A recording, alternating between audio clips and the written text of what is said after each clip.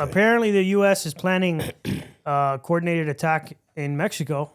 For one, I know I interview a lot of cartel guys and that kind of shit, but I, for one, am all for it because those guys have terrorized this country for years, so fuck them.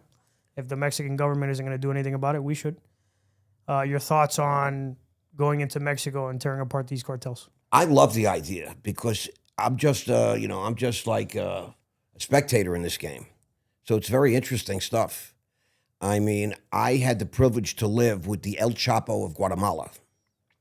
Really? Luis, yeah, for 2.5 months. We lived together, and he was a boss. And he taught me a lot about the way drugs are trafficked. Where was this? FTC Miami? FDC during COVID. Wow.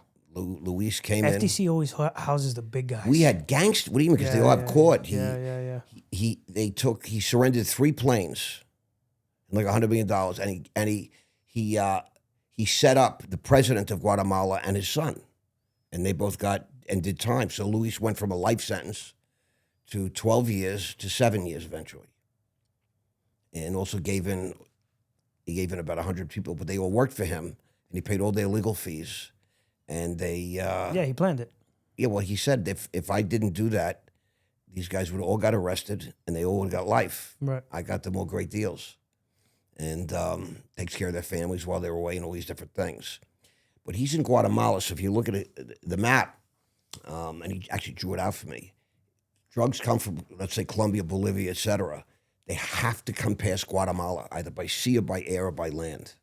He says he has 1,500 soldiers. He's the toll booth. In the jungle. They have to pay him. He gets paid. But he said to me that 90% of all the drugs go to Mexico first.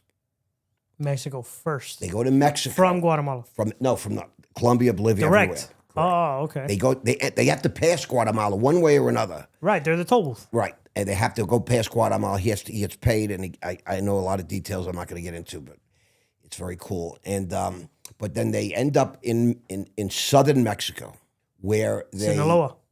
Southern Mexico, where they have factories, literally like million square feet type like plants, and whole towns that all they do is that's where they start cutting the pure coke, and start hitting it, and start the process of diluting it, so they can make more money. And so everything ends up going through Mexico. Now, eventually, the DEA will figure this out if they haven't already, and they realize they could cut off the land, the sea, the air, but it's coming right across the border from Mexico.